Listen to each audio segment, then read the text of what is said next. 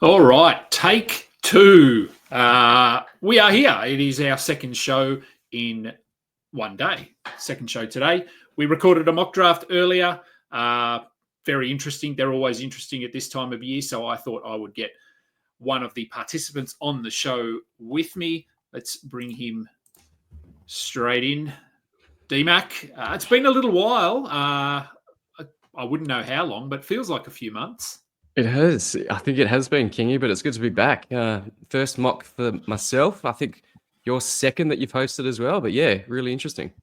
Yeah, it was the second mock. First one, we got a lot of interest, surprisingly, maybe. But yeah, this one, we did the last one about a week ago. So it was almost exactly a week between the two. And obviously, in that week, we had a lot of player movement with free agency, which isn't done. But I don't know. I mean, do you feel like most of it is like we're certainly at the back end of player movement, are we?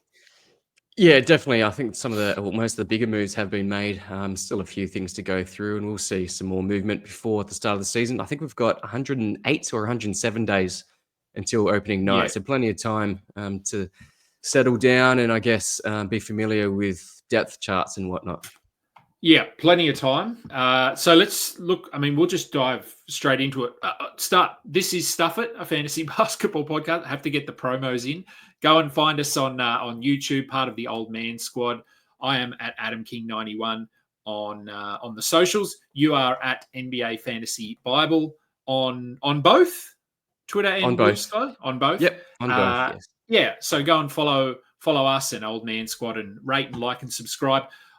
I can actually see the data for our channel, and for some reason it's growing, despite the fact that there is no basketball being played at the moment. So, look, that's testament to Dan and Noah, who are pumping out the content far more frequently than me. Let's bring it up. Here is the draft. Can we make ourselves a bit smaller? Yeah, let's do that one. That one's probably a little bit easier. So you were at pick 4. Now, we're going to start right at the top, obviously. Did you expect Victor Wembanyama to fall to you at pick 4? Absolutely not. I was thinking Doncic, locking Doncic at 4, but Ant went at 3 from our friend John. So Wemby fell to me at 4, which I don't think will happen in real drafts, but hey, I'll take it. It will not. Yes, I can almost guarantee that. Anthony, now, look, I mean, anyone watching along here and watching along with the actual mock draft, Anthony Edwards was not an auto draft. So in the first draft we did, I think James Harden went at pick 5, and that was an auto draft.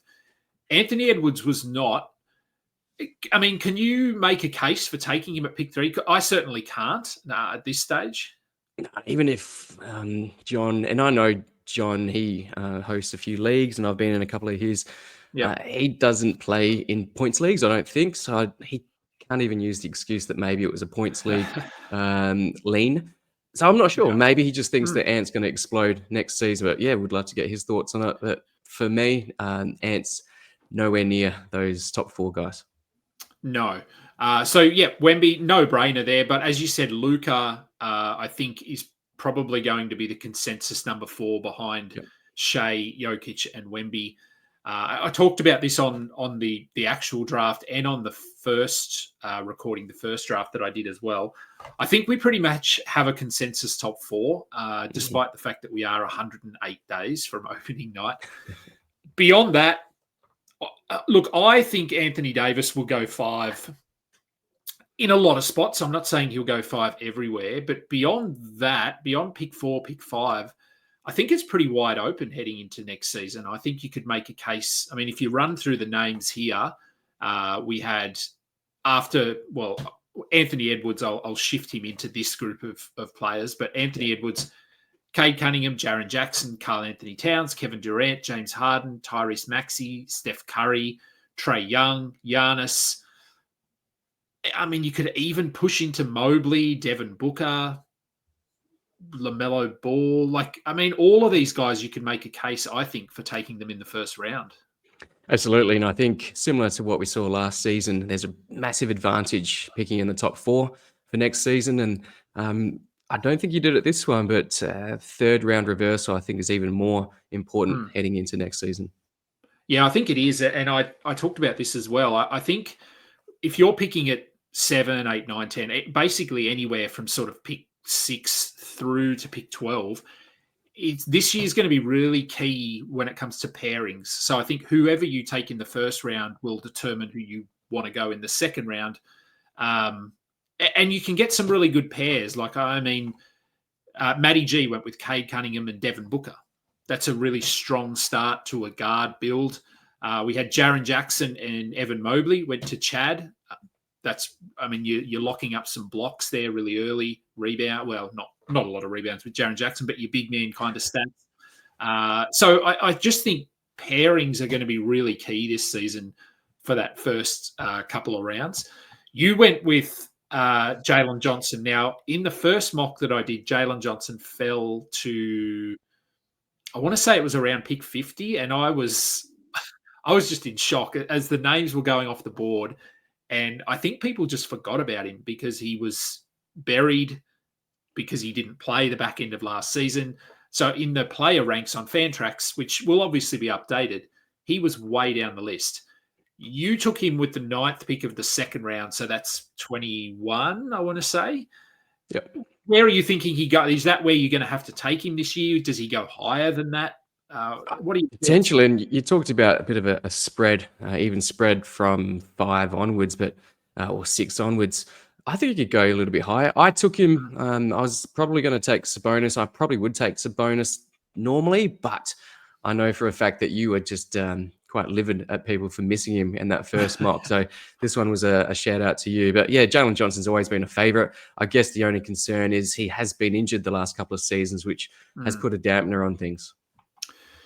Yeah, and I think if you go back and listen to an episode that Dan Besbris recorded with Alex Rickleen, I want to say maybe a week ago, where they talked about what does the new top 10 look like, or what does the new first round look like. I think Alex sort of floated the idea of, why not Jalen Johnson? Why can't you take him at pick 12? And I heard it, and I was driving, and I initially thought, oh, no, that's too high. But then I started rolling through names in my head, and I actually thought, well, maybe. If certain builds, what is his ceiling? We don't really know. Obviously, with Porzingis there, that probably hurts him a little bit. But we really haven't seen the best of Jalen Johnson. I don't think he's battled injuries, and the Hawks have been bad. I mean, why not? And I think taking him here in the late second round is probably where you're going to have to take him, much like you did. Yep. I think so. And there is upside. He's still a young guy, and there's going to be risk with a lot of the guys that were taken earlier. I see that Jason Tatum must have been an auto pick there. Jason Tatum was there. Yeah. Obviously, we know about Kyrie, Dame, Halliburton. So yeah, it's going to be a very even sort of spread after Anthony Davis and Cade Cunningham. So Jalen Johnson, and then coming back around third round. Now, we didn't do third round reversal. I will be doing third round reversal in all my competitive drafts next season. As you said, I think you're going to have to, because that top 3, top 4, potentially top 5, if Anthony Davis gives us 65 games, he probably pushes into that top tier. But beyond that, there's going to be in theory, there could be a sizable gap between your sort of top 4, top 5, and then the next 5 or 6 players. So I think third round reversal will be warranted. You went with LeBron James. I don't know. Talk us through the LeBron pick. I've never been someone to actively go and draft LeBron, but getting him here, 4th pick of the third round, that's pick 28, feels okay to me. Yeah, for me, it was a safe pick. He's still going to have a lot to do next season, and we'd love to think now that Deandre Ayton, dominating is there, he's going to have less to do. It's not going to be the case. They're still going to be battling for a seed in the playoffs, so he's going to be playing a lot. And it was also a shout out to my fellow 40-year-old as well. So he's still just on top of his game. Why not at this point in time? I think you know what he's going to give you. He's not in a real big decline, if in a decline at all. Yeah, no, I think, as you said, fairly safe. Now, as I touched on earlier, we had a couple of, I'm not going to say punt builds, but we had a couple of guys, Matty G, Raphael Johnson was another one. He went with Luka and LaMelo Ball. Burke Tapau 928, so he would have been a Discord member. Went with Jokic and Sabonis. So some managers here leaning into getting certain stats out of the way early. Now you went with more of a balanced approach, which I know is the way that you prefer to draft. You're not a fan of punting heavily. No. Is that sort of you told me off air there wasn't a lot of forethought or planning or anything that went into this draft, and rightfully so. I'd be ashamed if you did plan. But that sort of, to me, just glancing at your roster here, this looks like you're just going for a balanced attack. I am, and I've been a big advocate of a balanced attack as opposed to a hard punt. I think having that balanced attack, and I've said it on my show as well, it gives you the flexibility to be able to lean into a punt the closer you are to fantasy playoffs. And in the event of some injuries, I think you can then lean into it one way or the other. And it's particularly important in head-to-head. Obviously, it's it's more important in head-to-head in points. Not in points leagues, in category leagues. But that's just how I like to roll. And I've had a fair bit of success in the last couple of seasons doing it that way. So pick your poison. This happens to be my poison. Yeah, that's right. And as people know, I do the complete opposite. And I go heavy punt, and we've both won our fair share of leagues. So both methods can win. There's always an element of luck. But, yeah, certainly went with the balanced attack here. So moving into round 4, but before we do, I will remind people, have to get this ad read in. I'm getting used to it. Bet Online continues to be your number one source for all your sports betting action. Baseball is in full swing. Football season not far away. Bet Online has more ways to stay in on the action with the latest odds, news and scores, and even live in-game betting from MLB, UFC, tennis, NFL futures. They have you covered. Bet Online remains your choice for sports wagering info. And then in between those games, in between the sports, head over to the Bet Online casino, Vegas-style games, poker, live casino, blackjack, lots of blackjack apparently. Head to the website, take advantage of their industry-leading VIP program with level-up bonuses, weekly cash boosts. Bet Online, the game starts here. Now, are you a betting man, D-Mac? I'm not. I have been known to have a bit of a punt here and there, more on sports, less at the casino. Less at the casino, yep. Less at the casino, but I didn't like my fair share of blackjack back in the day.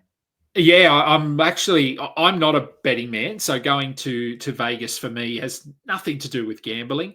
But I'm interested to see Dan Vespris let loose at the casino. He's pretty excited about it, so I'll just follow him around and watch what he's doing. I won't know what he's doing, but I'll follow him around. That would be good viewing. I'd love to see that. It will be good viewing. All right, fourth round. Sorry, so you went with LeBron coming back. 9th pick of the 4th round, you went with Darius Garland. So your first, I guess, true point guard. LeBron obviously handles the ball a lot. Even Jalen Johnson can handle it a bit, and Wemby to some degree. But your first true point guard. Now, Darius Garland has had a procedure, so he is coming into the season with an injury potentially, which could limit him. Maybe he misses some games. It's sort of unclear at this point. Does that sort of concern you at all when you take someone like Darius Garland? In isolation, it doesn't. But if you look through my roster, you can see that I've gone quite risky in a lot of picks. So I wouldn't normally do this in a normal build, but because it is a mock, I've gone this way. And yeah, like you said, he's my first true point guard, and with I guess a lot of assists off the table with Halliburton down, Kyrie down, Dame down. Not a high assist guy, but I really wanted to get ahead of the game in terms of assists. And if he does miss a few games at the start of the season, or if he's limited, it doesn't really concern me because I'm playing to win the playoffs come end of season.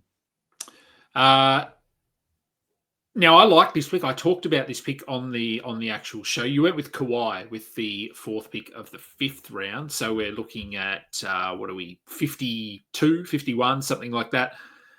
I think it's an amazing pick. I know Kawhi has the injury risk, but I thought he was pretty good last year. Delayed start, obviously, but once he came back, he looked good. He was playing big minutes. He didn't end the season with an injury. I think, to me, that's probably the biggest positive. So he should get a full preseason under his belt, should be ready to go. The Clippers, I think, are positioned to push in the West this year.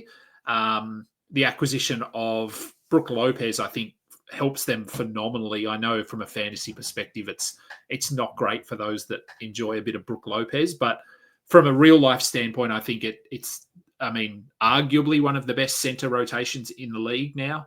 So I love Kawhi here. I don't really need to get your reasons, but I will. So why Kawhi? Just a value pick. Like you said, he didn't finish the season with an injury, and that was key for me. That's critical going into this season. Sure, he may miss some back-to-backs here and there. That's typical maintenance for Kawhi. He's the master of the maintenance days, but I'm confident that he can get you value from that position. Round 5, I'm really happy with that pick. Yeah, I think, even if you can get 60 games out of Kawhi, I think you'd be pretty happy. He'll still be a first rounder per game. So you're looking at someone in total value that, as I said, even in 60 games, probably smashes through this and finishes as a second rounder or something. So yeah, in that spot, I was also considering Porzingis, but I thought, Kawhi, we know that he can be on a per game basis a first rounder easily, and particularly when you've got some of those first rounders out for most of the season, if not all.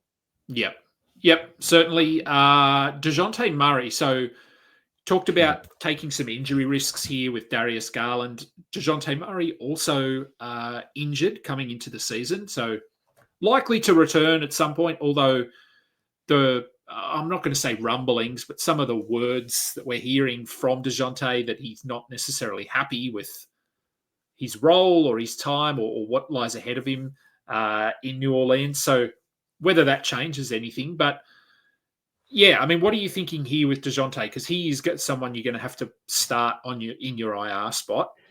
Yeah. So he actually was at the top of my queue, and I won't say it was an accidental pick because it just so happened to be that way. I would have preferred Van Fleet at this spot, who went 1, 2, 3, 4, 5 picks later. DeJounte Murray, though, is someone that I've got my eye on. I'm hoping that he does return in November, December. Could be very optimistic there, but I hope he does return. And again, looking at assists, looking at steals, we know what he brings to the table. It's a value play, so as long as he can be healthy coming in and remain healthy for that season. There's just a lack of talent on that New Orleans team as well. So he's going to be doing a lot of stuff, even though he's coming back from an Achilles. Yeah, and I think you sort of, we'll get to your later picks, but I think you somewhat covered for that with some of your later picks. You went on a little run of guards late. So your next pick, again, very safe, DeMar DeRozan in the 7th round. He's sort of just falling every year now, isn't he? Sort of around. So he was sort of that perennial top 40 guy who would always finish around 38th or 36th. Now he's not that guy. He's a little bit older. But again, 7th round feels like that's his floor, as long as you get 65, 68 games out of him. And the Kings, there's still a bit of a train wreck, Sacramento, but he's going to be DeMar DeRozan. He's going to do his thing. So, yeah, any thoughts on this pick, or it was just safety first? It was safety first, particularly with that DeJounte pick just beforehand. I needed a bit of a scoring punch as well. So DeRozan just fit that bill. DeAndre Ayton. Now, I'm not a DeAndre Ayton fan, but I believe I probably talked about this pick as well. I like it. I think 8th round, end of the 8th round, he's obviously the starting center in LA now. His competition is Jackson Hayes, who he has re-signed, but let's be honest, Jackson Hayes he's not even close to an NBA starting caliber center, but he'll give them 15 minutes. But look, I think if we were to go back and look at DeAndre Ayton when he played for Phoenix, when Phoenix were good, he was good. He seems to, I've talked about his attitude, that sort of thing. If he's motivated, if the team is winning, he seems to play better. And obviously Los Angeles are always a team that wants to win. And they have LeBron. Well, at the moment, they have LeBron. They have Luka. So I just think this is sort of Ayton's opportunity. I think he has to prove himself. Chances are he'll play this season and then decline his player. Well, the plan would be that he would decline his player option for year number 2 to try and sign a sizable deal either back in LA or with someone else. So he's sort of playing, I won't say playing for his career here, but this to me is his opportunity to prove that he can be a dominant center, which he claims to be. So I'm, despite not liking him as a player, I think this certainly makes sense. And you sort of needed a center. You only had one.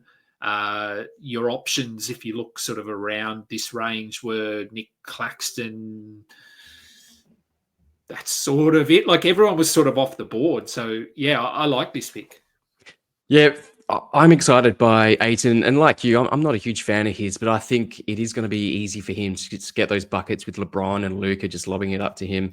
He's not going to get you 2 blocks a game, but he may get you 1 block a game, get you plenty of rebounds, good percentages. I think he's going to be motivated alongside of Luka and LeBron, looking for that championship. Possibly may actually get him more than the 30 minutes a game that we're used to seeing him. Obviously at Portland, it just wasn't for him. It was always going to be a transient thing for him. I just think it's a good opportunity. And to get him in the 8th round, I think that's probably about as low as he's going to get. I think he's going to be quite a popular mid-round guy. So I wouldn't be surprised if later on, towards the start of the season, we see him going in the 6th round, possibly even higher. Yeah, I think definitely he'll push up from there into 6th round, 5th round, even in that. If we look up in that range, there's a Kongwu, Vooch, Porzingis, Zubats, Klingon, Kessler, Gobert. I'd certainly have him in that range, especially if you don't need blocks. If you're not chasing blocks from your center, then yeah, I think he will push into that range. Now, your next pick, 9th round. I like this one as well. I talked about the fact that Emmanuel Quickly last season was going as high as the top 30, but generally sort of top 50, top 40. And then he got injured multiple times. The Raptors were bad. He didn't play back-to-backs down the stretch. He was very limited. And so I feel like he could be a bit of a value play, depending on how much we talk him up and try to hype him. If you can get him outside the top 50, outside the top 60, I still think he has a ceiling of that top 30, top 40 if everything falls into place. So I think, again, a no-brainer and certainly an upside pick. I think both you and I were massive on him going into the start of last season, and unfortunately it was just interrupted with injury. Brandon Ingram will be back on that team as well, so some of the ball will be away from him. Some of that usage will be with Ingram and Scotty Barnes, and yeah, they've got some talent on that team, but I still think he's going to be the floor general. We know what he can do. We saw it at the end of his tenure at the Knicks, and we've seen flashes at the Raptors as well. So I think that, again, 9th round, the sky's the limit with Quickly, and perhaps he can get you a top 50 end of season rank. Then you backed him up with Jalen Suggs in the 10th round. So like I touched on earlier, you took DeJounte, who's going to have to go into your IR spot, but you took some guards down in this range who are going to get you some assists and some steals and some threes. So those sort of DeJounte-esque stats. Now, Jalen Suggs is another player who, look, last season when he was healthy, played really well and benefited from the fact that both Paolo Banchero and Franz Wagner were out for significant periods. And then Suggs missed a significant period of the season himself down the stretch. So hard to get a good read on what he looks like alongside, like with a healthy roster. And they also have Desmond Bane in there as well now. So that is going to impact him. But I think we've seen enough from him. And I think the Magic have as well that, yes, he will be their starting point guard, but they don't actually need him to play as a sort of a typical ball handling point guard because they have 3 other players that can handle the ball. But defensively, he's elite. I think you've got Kawhi there, DeJounte, very good defensively, Jalen Johnson, Wemby, Suggs. So some really good defensive-minded players there. So, and yeah, I think Suggs, what are we at? 9th pick of the 10th round. So we're at 110-ish. Another guy that could easily be top 80 if things go to plan and the Magic are competitive and he stays healthy. So thoughts on the Suggs pick? Yeah, similar to some of the other guys, health is always of concern with Jalen Suggs. But again, I wanted the statistics that that you just mentioned. So the defensive stats, he's not going to have the high usage that we'd like him to have just because you've got high usage guys on his team. But that's not why I want him on my team. Jalen Suggs is going to get me fantastic defensive stats. And I just wanted to round out my squad just with his talents. And your next pick sort of complemented that really well. Talked about him, I think, earlier in the draft. I was curious to see where he would go, and that's Bradley Beal.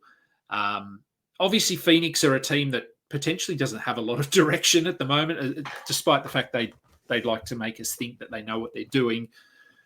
I read, I think this morning on Twitter or somewhere, that Beal is potentially discussing a buyout with the Suns. Which he has that no trade clause. So this would have to be something that he is obviously fully on board with. But if that happens and Beal, he's not going to agree to a buyout and then go to a team where he's going to play 20 minutes a night. He's going to be looking to step into a role where he can start, play 30 minutes, 32 minutes a night. And I'm not going to say he'll be the Beal of old, but certainly a better version of what we've seen the last couple of years. Health is always a concern, hence the fact that he fell to the 11th round. But I think this is purely upside here. Like, he certainly can't, unless it's due to injury or not wanting to play, whatever. But if he plays, he won't be worse than where you got him. He has to be a top 100 player minimum. Yeah, and at this point of the draft, I don't care if it's not working out for him and then I've got Lively next. If it's not working out for my last 3 picks, I'm fine with it dropping and then moving on to the hot free agent. So, yeah, like you said, there's some upside play here. If he stays in Phoenix, he's going to have a lot more of the ball. KD's no longer there. I'm hoping that he does move to a contender because then the Suns may not want to play him down the stretch. Yeah. But if he goes to a contender, then I think he'll stay on the floor for longer. He'll play more games. I still expect him to have those maintenance days, but that's all right. We can cover that if he's able to get you the top 80 type of value per game. I just think his motivation as well. I think coming from a Phoenix team that, as I said, don't seem to have a lot of direction. They've been underwhelming. From a personal standpoint, I think he would just like to go to a fresh start, new team, new situation, with a little bit more to play for. And then, yes, Derek Lively, you touched on him, finished off. I was surprised he fell this far as well because I think he starts. I think he plays 28 minutes a night. He's still figuring out the NBA. He's had some injuries. And obviously the Mavericks have one of, if not the biggest front court in the NBA with Lively, with Anthony Davis, and with Daniel Gafford. Cooper Flagg is there now. PJ Washington is there. Najee Marshall. They've got a lot of size there, but I do think Lively is the guy they want starting. So I think this is a great pick. I agree. I think he starts next to AD. It may change throughout the season, but for now, starting center in the 12th round, I'm taking that every day of the week. And that's your team. So it is balanced. Were you generally pretty happy with, I mean, again, it's 108 days, so who really cares? Yeah. But were you pretty happy with the build? Very happy. Apart from probably that DeJounte pick, I was pretty happy with the build. I was happy with how the team worked out, and particularly happy that I didn't really prepare at all. I woke up at 5 to 6 in the morning and we were drafting by 6 a.m. We were. All right. So before I let you go, because I've kept you almost half an hour, I just want to get your thoughts on Cooper Flagg. So Cooper Flagg went with the fifth pick of the fourth round. Yeah. So we're looking at around pick 40. What are your thoughts on him? I mean, where do you think he ends up going? Like, say we're at the end of September. Where is his ADP sitting? Yes, I was a keen observer in your first mock. I think he went at 42. And some people think that's appropriate. Some were saying maybe in the 5th round. I think he's going to be higher than that. I think he's just got the game to be an easy top 30 guy. I know I've had a couple of Twitter conversations with some people who think that he's a top 2 dynasty prospect, and he may well be. Not in my opinion, but then that bodes well for his redraft stock as well. I think he's going to have a good season, particularly with Kyrie out to start the season. Yeah, I'm with you there. I think he pushes up. I think he'll probably go second round in some leagues, not in all leagues, but I wouldn't be surprised. As I said, just with the way that the first round is going to play out this season, I think people could talk themselves into pairing him with like a Cade Cunningham. If I got Cade at pick 6, pick 7, like Matty G did here, if I was just feeling frisky and I want to have fun, I would consider Cooper Flagg. It's probably reaching, but we just don't know. We just don't know what his role is going to look like. As you said, no Kyrie. They do have D'Angelo Russell, who, he'll do stuff. But Cooper Flagg is the face of this team. So, yeah, it's going to be very interesting to see where he ends up going. But and look at his stats, sir. It's just elite in so many areas. He's just, his game is so, it's perfect for category leagues. I think, I'm with you. I have high hopes for Cooper Flagg. Yeah, I think he's going to be a lot of fun. All right, I'm going to let you. I'm going to let you get out of here. Between two hoops. So what's the plan? I know most people are having a bit of downtime at the moment, and rightfully so. But what's the plan for you and Kayla? Yeah, we plan to be back this season. We actually haven't caught up in the last couple of months, but we'll definitely come back this season. Want to have more shows than what we had last season. We're pretty good. Usually an episode a week, but we'd like to have more and have more guests on our show, including yourself, Kingy, and there's a lot more talent in terms of analysts out there. So we want to just expose some of the newer talent to your viewers and our viewers. Yeah, there is. There's more shows floating around, and I think getting guests is usually the only. I know. Well, you're obviously in Australia as well, much the same as me. The only stumbling block usually is just lining up the times, and a lot of the analysts have small kids. Yourself, I mean, your kids aren't small, but a lot of them do have small kids, and they, as we know, small kids tend to rule the roost. So it can make lining up things hard. But yeah, look forward to you and Kayla coming back on the air, and I'm sure I'll jump on your show and you'll jump on my show. Absolutely. Where can people find your stuff? Yep, you'll find me on Twitter or X at NBA Fantasy Bible, on YouTube at NBA Fantasy Bible, Blue Sky, same place. I'll be doing more on Instagram and TikTok, perhaps. I go into the TikTok space. I'm 40 now, so maybe it's probably inappropriate, but I'm going to give it a crack anyway, Kingy. Yeah, I know nothing about that stuff. Twitter, Blue Sky, that's about it for me. Yeah, see, my kids don't have TikTok, so... you're lucky. Yeah. My kids don't yet, but I think they understand the premise. Okay. Well, mine probably do understand the premise, but haven't asked for it, so we haven't said yes. Good call. But anyway, all right, I will let you go. I'm going to get out of here as well. Thanks everyone for watching. Remember, go and follow DMAC at NBA Fantasy Bible. Follow me at AdamKing91. Follow the network at Old Man Squad. Go and like and rate and subscribe. That will do for this episode. We are done.